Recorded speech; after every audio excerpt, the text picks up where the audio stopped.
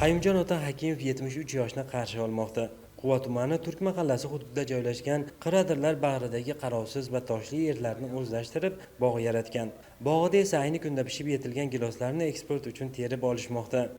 Giloslarim pishdi, terishyapti hozir. Bundan oldin mayisga bor edi. Uni masalan ko'p emas edi, ozroq edi. Ichki bozorga olib kirishdi, sotishdi.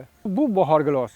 Bog'da muntazam tarzda keksaygan daraxtlar o'rni yosh nihollar bilan to'ldirib boriladi. Bu esa hosildorlikni oshirishda muhim o'ringa ega bo'lmoqda. Bular 15 yil, 20 yilga ham bor.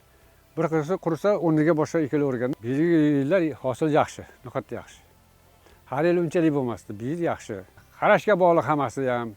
Shularning orqasidan mana bolalarni o'qityapmiz. Oliy ma'lumotli bolalar hammasi. Hozir nevaralarni mana o'qityapmiz, xudo xolasa. E'tiborlisi shundaki, gilos yetishtirish faqat daromad manbai emas, balki mehnat orqali salomatlikni mustahkamlashga ham xizmat qilmoqda. Ham sog'liqqa yaxshi, ham daromad bo'ladi. Ertalab kelsam, kechgacha suvda baqa qilib turib, o'zim qancha yurganimni bilmay qolaman. Tayyor mahsulotni xorij bozorlariga yetkazish ko'proq daromad keltiradi. Shuning uchun Farg'ona viloyati o'simliklar karantini va himoyasi boshqarmasi tegishli xodimlari tomonidan bog'bonlarga va eksportyorlarga yaqindan ko'mak va zarur maslahatlar berib borilmoqda.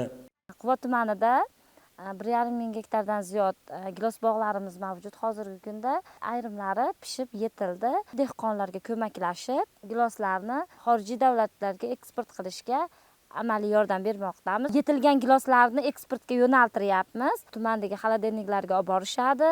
U xolodilniklarda gilos terimi boshlanmasdan oldin fumigatsiya jarayonlarini amalga oshirib, zararsizlantirganmiz. Ushbu xolodilniklarda sovutilib, chetga eksport qilinmoqda. Farg'ona viloyatida gilos yetishtirishning yuqori darajada tashkil etilgani va eksport jarayonlarining samarali yo'lga qo'yilayotgani so'nggi yillarda viloyatni mamlakatdagi gilos eksporti bo'yicha ilg'or hududga aylantirmoqda.